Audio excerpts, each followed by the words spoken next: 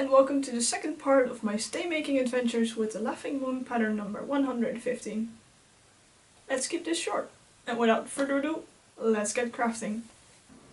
After doing all the cording, we're getting to the next step, which is inserting the grommets. There are going to be 7 grommets spaced evenly at the back of the stays. The first grommet will be placed 2 cm from the top, and the rest will follow at 4 cm intervals.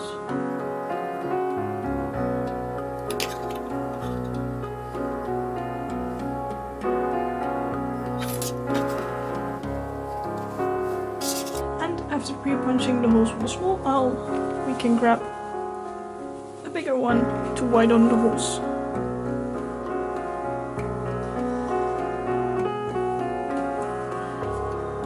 Now we can widen the holes until the grommets will fit in it.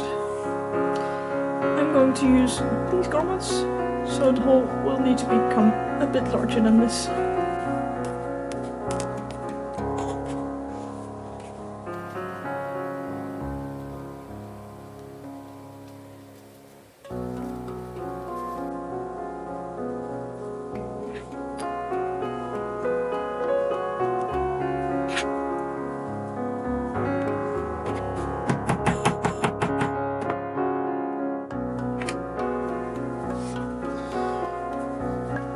And after some more grommet bashing, all the eyelets are in.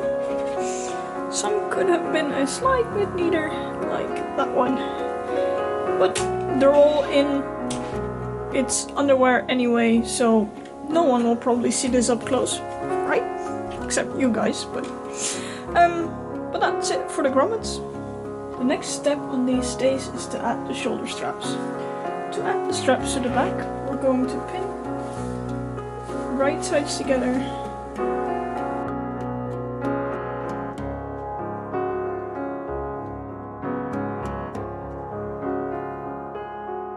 And now we can sew both sides at once. After sewing it together, the seam allowance is trimmed back a bit. And the 2 straps are ironed back up for a crisp looking fold. After that, the 2 straps are basted together so they can be handled as a single part in the next step. Then it was time for a test fit. To do that, I pinned the side seams together and I inserted all the boning. I need to cut this one a bit shorter and cut these a bit shorter. Furthermore, it's still missing the spiral boning in this seam, but there's no casing to put that in yet. But other than that, I think it actually fits quite nicely. I am going to insert a grommet in here and in here so I can add a cord in between, because I do not want this to be any higher. It's quite comfortable like this. Let's see if I can show the back. I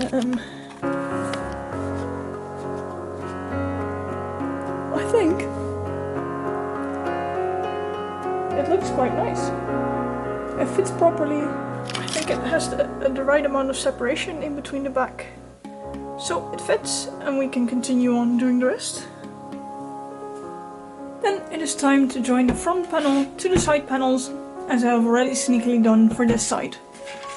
But we will now join the other side.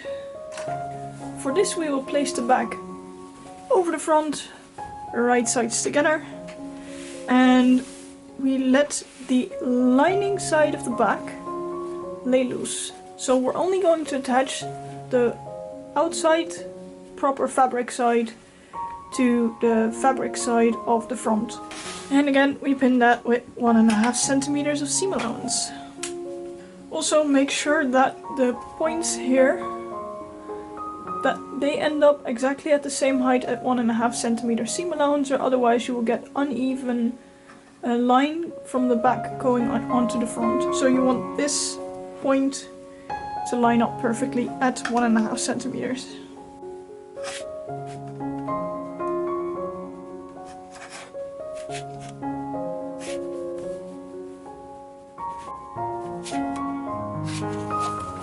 Now these are pinned together. As you can see, both sides end up a lot lower than the front. That is because of all the cording, this part shrunk a bit like that, and it also shrunk like that. For me it didn't matter because the mock-up was actually slightly too big, but the pattern already suggests this. If your mock-up is on the exact right side, you might want to cut it with some extra slack to compensate for all the cording. But I will just cut these bits off later and we can just ignore that for now. So, time to sew this together. After stitching the side to the front, I'm going to trim down the seam allowance to 0.5 centimeter.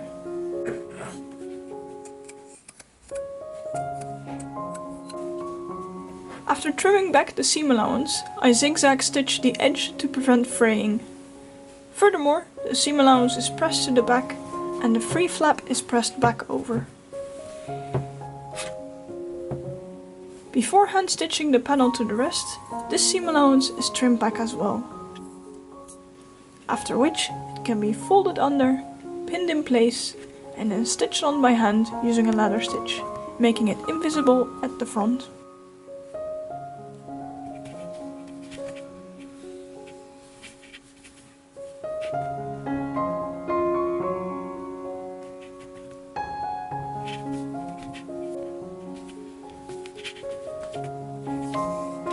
After hand stitching, it looks somewhat like this on the inside, and this is the moment where I'm going to cut off the extra bits on the side panels so it lines up nicely with the front panel, and hopefully I can do that somewhat equally on both sides, but let's just see about that.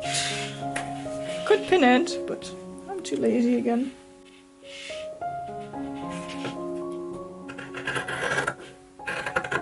And just like that, we have one single line for the bottom.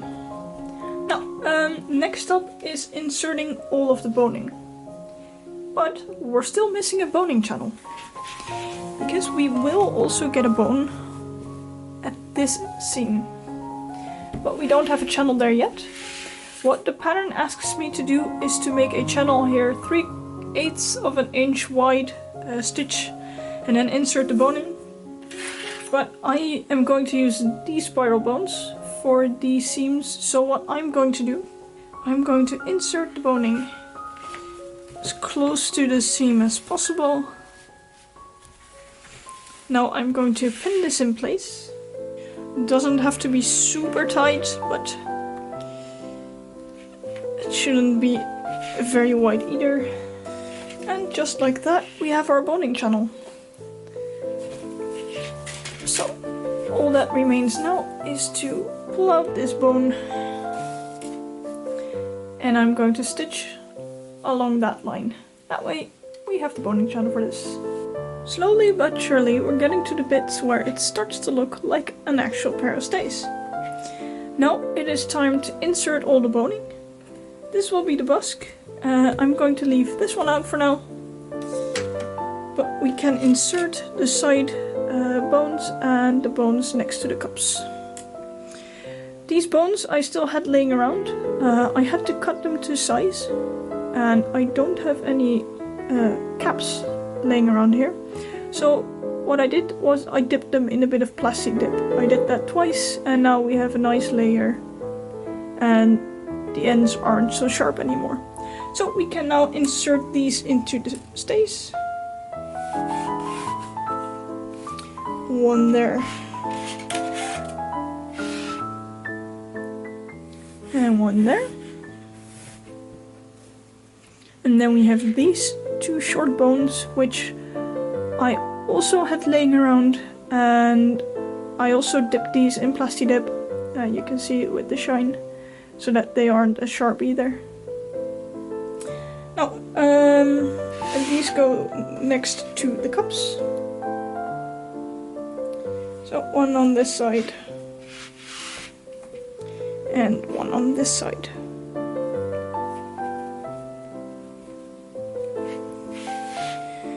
With all the bones in place, it is time to start on the next big step, which is to bind the top of the stays. Right now I'm only going to bind from here up till there. which I'm going to do quite lazily with store-bought white binding. So for the binding, I'm opening up the binding completely, and I'm going to line up the edge of the binding to the edge of the stays. I'm doing this on the right side of the stays, so the outside. Now, this will be pinned all the way around and then stitched in place. The stitching will be done as close to the fold line as possible, so to this line. So I will be pinning and stitching this all around and then see you guys afterwards.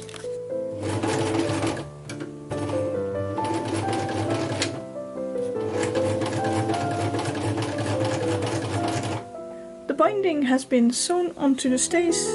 As I explained, I sewed it on while it was completely opened up, and now that it's sewn on, I can just flip it over. There was one thing that I forgot to mention, and one thing that I might have messed up a bit. What you do need to keep in mind is that you have a bone here, so you want to stitch until here, raise the foot, skip this part, and then continue sewing. You don't want to sew over the bone. If I'm really getting annoyed by this later, I can always attach it by hand, but for now I'll just leave it loose, considering that it's just this tiny bit. Then, the mistake that I made is that I had the binding end here. You want the binding to stick out a bit, because that way you can fold it in when you fold it over, and you get a nice end. Right now, when I fold over the binding, I have a raw edge, which I still need to finish in some way, but I'll have to figure something out for that. So for the other side, and if you want to sew it yourself, make sure that it sticks out a bit further than this. But anyway, the next step right now is, as I already showed, to fold over the binding, to pin it, and then to stitch it on by hand, making sure that it's invisible from the front. This part at the edge of the strap might be slightly difficult because you will have excess binding because of the way that curves work. What you can do is flip it over and make a fold in the binding and then stitch it down like that. That way you don't see what's happening from the front. It looks nice and round from the front, and it's a nice way to get rid of the excess without having to cut anything, so we're not getting any fraying edges. So first of all, I'm going to stitch on the binding on the other side, and then I'm also going to flip it over, pin it, and sew it by hand. This is what the stays look like with the top binding finished. I think it's already looking a lot more complete, and honestly, I'm really happy with the way that the binding is turned out on the inside. I think I've never managed to do stitches this tiny and this regular before. So I think my hand stitching is also learning a lot from this project. Now that the binding has been done at the straps, it's time to do the binding at the front. For this we need to do an extra step, namely insert some eyelets in the middle. So I am going to use the same binding. I measured it out before, my eyelets fit on here. Only just, but they do fit on here, so that's what I'm going to use. So we're going to measure out how much we need.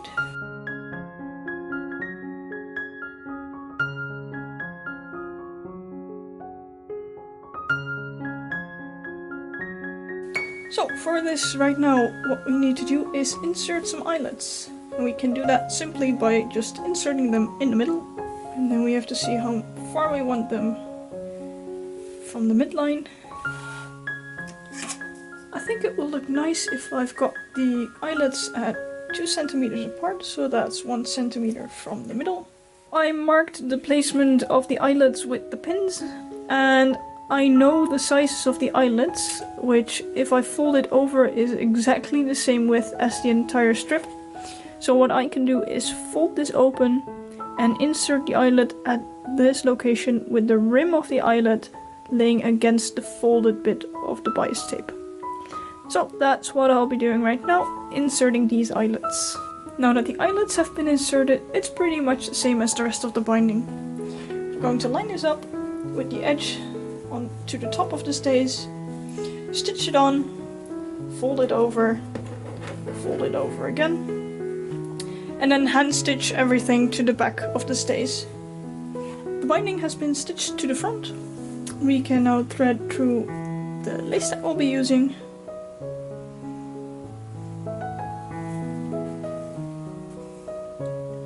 We will attach that in this seam. And from here we can start folding over the binding.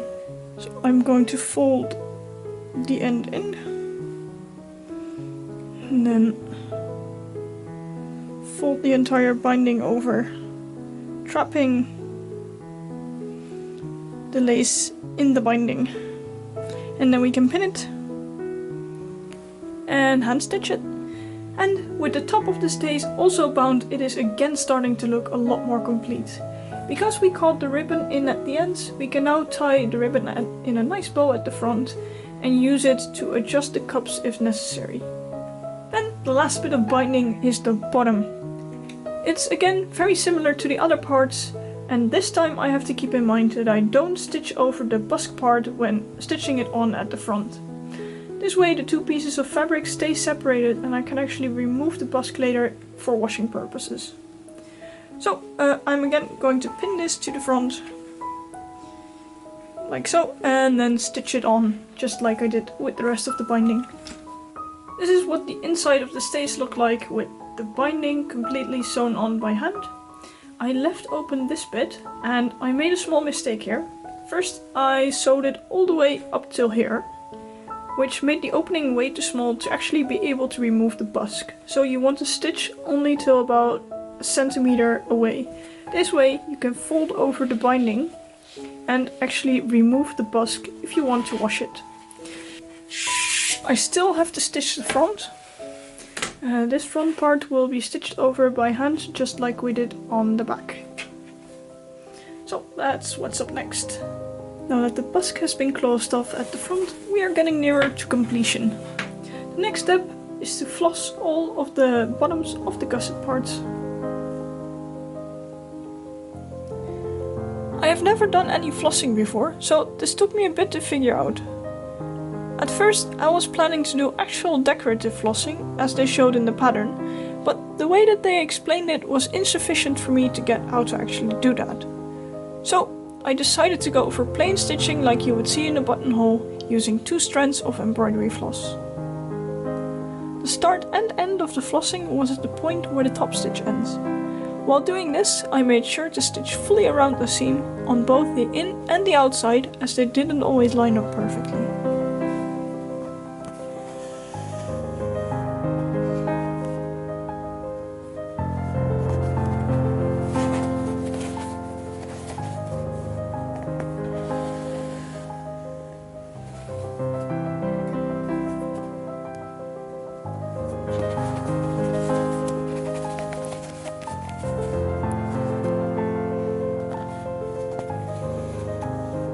And that's it for the flossing.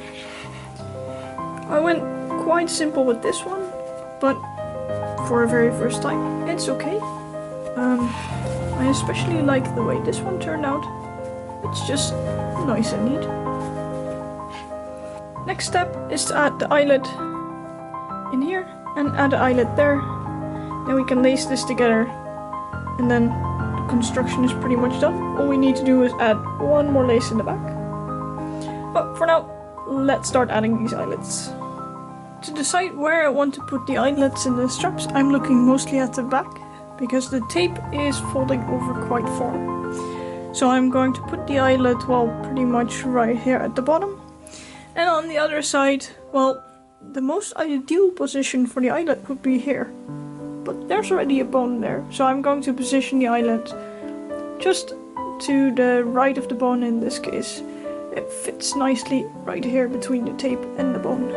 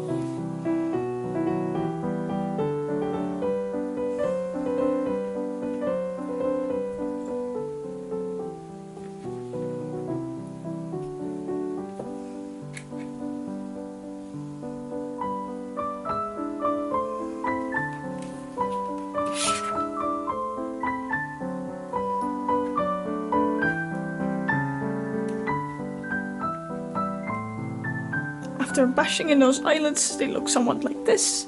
And then we can just pull a small bit of lace through.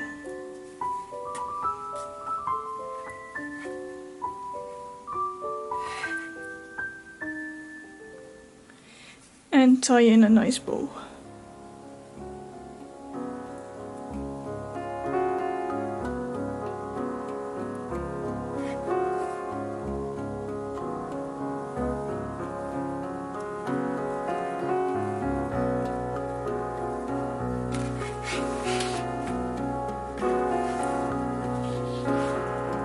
All that remains is to determine how much lace we need to lace up the back.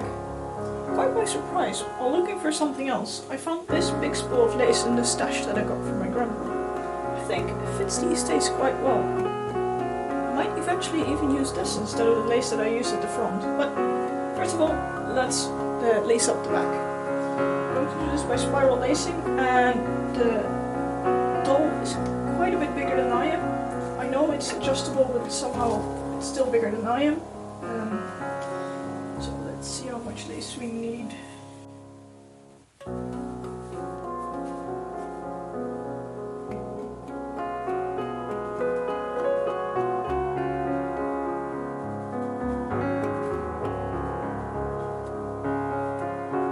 I guess that will do.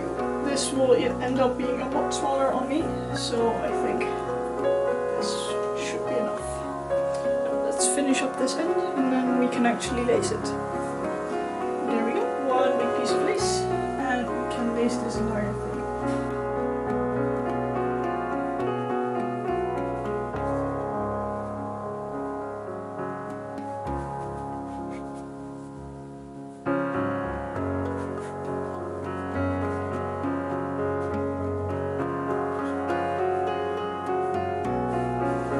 This will be more than long enough for me, as the gap on my back will be about that.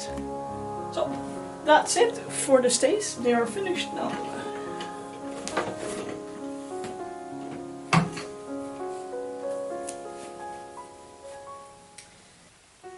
There we go, one pair of stays completely done. This is, well, my test fit of what it looks like when it's worn. And I must say, quite like it.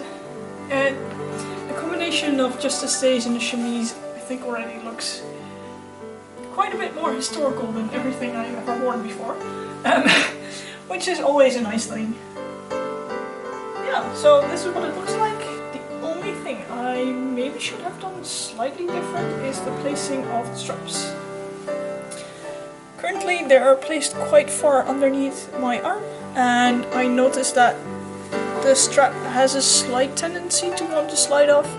It's still hanging on, but the tendency is there. So maybe instead of attaching it here, I should have put this eyelet over here. Just a tiny difference, but other than that, I'm really happy with it. It's rather comfortable actually. And that's it for the second part of my Regency costume. The stays are finished. I'm happy with them. It was the first time I did a project like this. I've never done something quite like this before, and I learned a lot. Flossing was something I've never done before. Cording was something I've never done before. So it was pretty fun to do, and I'm really happy in the way it turned out. I think it looks quite pretty. All in all, the pattern itself was quite nice to work with. Though I do have the same commentary that some others already have. Some stuff she just glosses over, while other stuff she goes into in great detail, which is pretty much straightforward. But she could have explained a bit better how to insert the gussets, which I actually had to Google in other places because I did not get it from the instructions. That's it basically. I hope you enjoyed watching, I hope you learned something, and if you have any questions, I'd be more than happy to answer them. So, next up for this Regency costume is the dress, which, as I've probably said already a few times, and probably will say a few times more, is the first dress that I am going to sew in the 10 years that I've been sewing, so that will be another adventure on its own. But for now, thanks for watching, and see you guys next time.